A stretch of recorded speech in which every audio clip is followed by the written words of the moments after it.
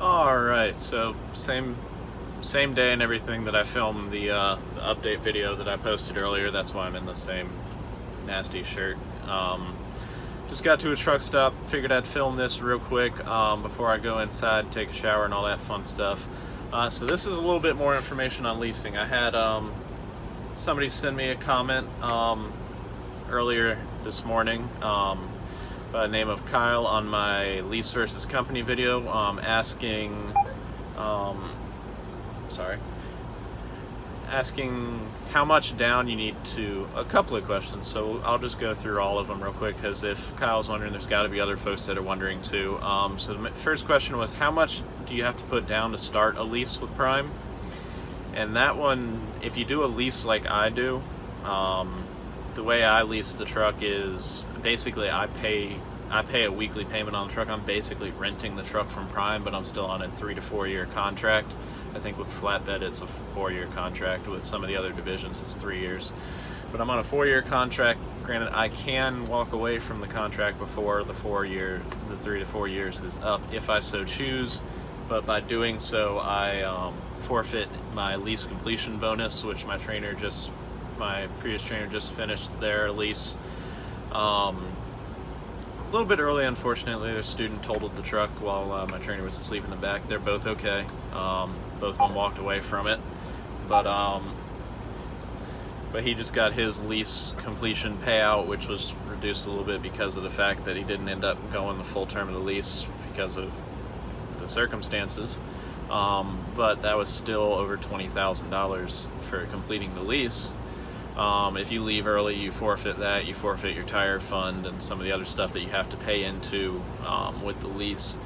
But when it comes to how much did I have to put down to get this truck, nothing, because I'm not purchasing this truck. I shouldn't have looked over there. Trust me, y'all don't want to know what I just saw. So to do a conventional lease like I'm doing, there is no money down, there's no money out of pocket or anything like that. You walk in, you start up a company. I have my own company. I think I've mentioned that in some other videos. You technically don't have to start a company. You're going to want to start an LLC. It protects you if, God forbid, something happens out here on the road and somebody decides to go after you legally. They can only go after your company because the truck is leased to my company. They can't go after me directly and my finances directly. So it's a nice little protection right there. But you start your company. Prime has an accounting firm on site that I use, Abacus CPAs. They set up the LLC. They handle sending me tax estimates. They do my taxes at the end of the year. They charge me weekly. I don't remember exactly what they charge me weekly, but they do charge me weekly for all of that. So you just walk in, you pick out your truck, you sign the paperwork for the lease, you do your inspection, all that fun stuff, and then you get out on the road. If you do a lease purchase, which most folks don't do on their first truck, but in the end of that, you have the option to purchase the truck at the end of the lease for a discounted amount. You have to put, in the beginning, you have to put down $13,000 if you do that option. They say on the website, let me read the website real quick, and y'all can go to successleasing.com and read all of this stuff too, but I'm more than happy to talk about it. Even if you do lease purchase, you do have the option to walk away at the end of the lease. Say I don't want the truck anymore and just walk away. Again, it's 3 to 4 years. You get breakdown payment under the OEM warranty, loaner truck program at a reduced rate. Optional emergency fund. I set up an emergency fund. You can do that whether you do regular lease or lease purchase. I put 10 cents a mile into my emergency fund, so when I go home for this week, when I won't be getting paid but I'll still have the truck payment, they'll pull that out of my emergency fund and all that, which is always good. The purchase option balloon payment can be up to 25% at the end of a 3-year term and up to 20% 4-year term. You can finance the APU on the truck and all that stuff. Lease purchasers have the ability to lower the down payment based on certain criteria with a minimum down payment of $8,000, an additional $1,000 is required for an APU, and $1,000 will be due at the time of the order, with the remaining due at the signing of the lease purchase agreement. And you have the ability to do that on used trucks too. It's not only on new trucks, it's pre-owned trucks as well. And then there's an excess mileage charge, just as with the regular lease that I do, of any time you go over 2,900 miles in a week, which I think I'm one of the few solo drivers that actually has done that quite a lot. I've went over 2,900 miles several weeks now, though it's not typical from what I've been told. Apparently I drive a lot. On loads, of course, but apparently I get a lot of long distance loads, which I don't mind. Keeps me moving. The farther you go in a week, the less times you actually have to stop and unload. Gotta turn the time lapse off. Y'all are gonna get bored. So the time lapse videos are coming soon. The first 2, 3, 4 or 5 of them are gonna be all this one load, going from just outside of Salt Lake City to I'm down in Lafayette, Louisiana right now. This was a 5-stop load. I drop off the 5th one in the morning and then get a load headed home, which is going to be nice. But back on topic, so no down payment if you do a conventional lease like I do. If you do a lease purchase, up to as little as $9,000 or up to $13,000, depending on whether or not you meet the certain criteria.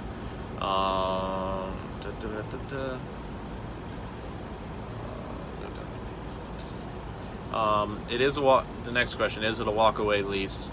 Yes. You can walk away early. You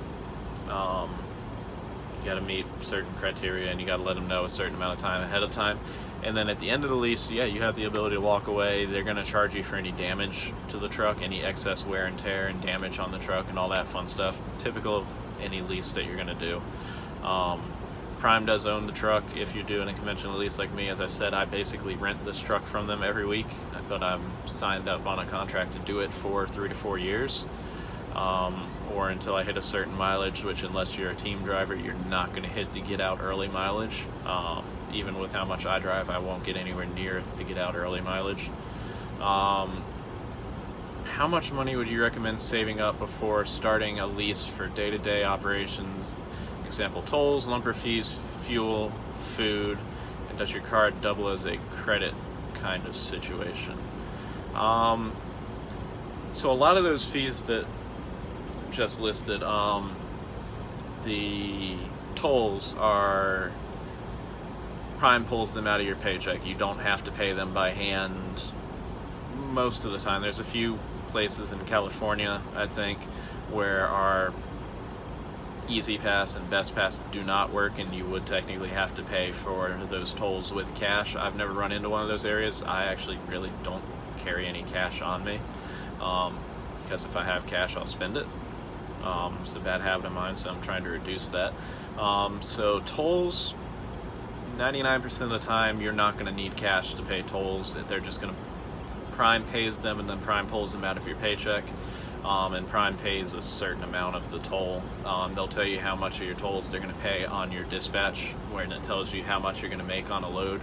It'll say the tolls on there. Lumper fees, being flatbed, I don't know much about lumper fees. We don't deal with lumpers. Everywhere we go, I mean, I've delivered to businesses, and I've delivered an aircraft hangar and pieces to a group of pilots who were really cool guys and offered to take me up on a flight, and I really wish I had taken them up on that, because the bumper fell off the trailer right after, which is uncommon. This trailer's just a little old. It needed some work. Still have it. It's like 2 weeks later and I still have the same trailer. It's also kind of unusual, but even there, it was a bunch of pilots that helped me offload the truck because it was their hangar, and really cool guys. I wish I had taken that flight that they offered me. If I'd known I wasn't going to get any more work that day, I definitely would have. But back on topic, I don't ever deal with lumpers. Flatbed doesn't deal with lumpers, or at least I've never encountered lumpers yet. From what I understand, they give you comm checks, which are checks you can write out that will pull from that Prime will pay, and then they will pull from your paycheck. They do have to be authorized by Prime ahead of time, I believe. But you give lumpers a comm check, and Prime handles that. Lumpers you'll only really have to deal with on the reefer side, which I realize is most of Prime, but I don't know too much about it. Fuel, your Prime ID card, which is, cover that part of it up. Your Prime ID card not only gets you in the doors and allows you to walk around Prime and all that, but it's also a comm data card. So this pays for your fuel. All it will pay for is your fuel, and in the beginning this is what your paycheck will go on to, and you can pull money off of it at ATMs, and then places like Walmart and stuff you can use it as like a credit debit card. But aside from that, you can't just walk into a store and use this to pay unless it's a Walmart, and then it works at ATMs. I believe Bank of America is who backs it. So your Prime ID card, not really a credit card in most cases, but you will use that to pay for your fuel and all that fun stuff. And then food. I mean, if you've watched my truck tour, you know I've got a pretty big refrigerator in here, with a freezer and the bottom fridge area. I make maybe one trip to Walmart a month, and I'll stock up with $200 or $300 worth of food. A lot of corn dogs, because they stay good forever. They're easy to cook and all that fun stuff. And I can fit a ton of them in the friggin' freezer, so that helps me stock up, and they're pretty cheap. But corn dogs, the makings for a sandwich, so cheese, meat, bread, mayonnaise, all that stuff for the fridge. And then I've got the cabinet up top that I've got dry food in, Pop-Tarts, cereal, snacks like Goldfish, all that kind of stuff. Gatorade mix. In the summer, I go into Walmart and I buy big cases of water, stick the bottles in the refrigerator, get them cold, and then, well, actually, usually I mix the Gatorade mix in before I get them cold, because you can get more mix in there in a warm liquid than you can a cold liquid, so I can mix it stronger. I like my Gatorade mixed very, very strongly. Probably not very good for you, but hey, it's more water than I'd usually drink. Usually I'm drinking sodas. So the food, if you're coming through to go all the way through Prime to get your CDL like I did, don't make the mistake I did and come in without any money. Definitely want to have a few $1,000s saved up, because one, while you're going through training, in the beginning of your training, you're gonna make $200 a week, which you have to pay back any of it that you use. And then once you go into TNT, you make 14 cents a mile or $700 a week, whichever is greater. A lot of times running flatbed, I made more than $700 a week, because we would run over 5,000 miles a week, and 5,000 miles is where you kind of hit that point of, I think 5,000 miles is where 14 cents per mile adds up to $700, if I remember correctly. But we would hit that, and then I'd start making more money. I came into Prime broke. I had no money. I actually used all the money that I got during my PSD form. I finished paying that back a few months ago. They take it back out of your check at $25 a week once you officially become an employee, which is at the TNT phase. I would recommend come in with $3,000 to $5,000 saved up. Probably you may not use all of it, you may not go through all of it, but your bills are going to keep coming while you're in training.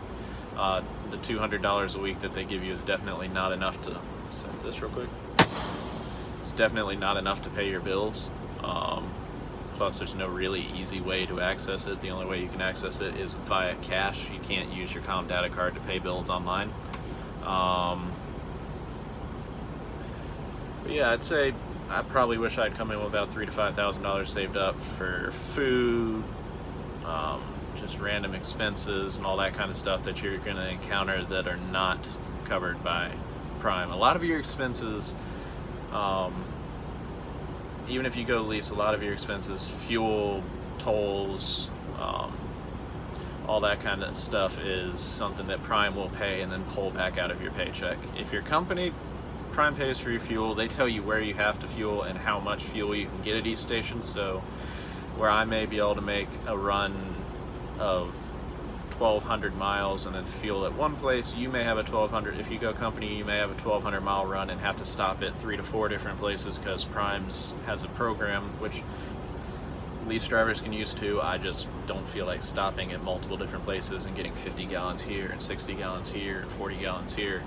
to save money. I'd rather just get it all at once and just keep on moving. If you're a company driver, Prime's paying for it, but they're going to find the cheapest way to fuel that truck, so they may have you stop at a Pilot here and get 50 gallons, because I don't think they'll have you get less than 50 gallons, because that's what gets you a free shower at most places, 50 to 60 gallons. I'm in a TA right now and I'd have to get 60 gallons. I'll just, if I don't have a shower credit, I'll just pay for the shower tonight. I don't care.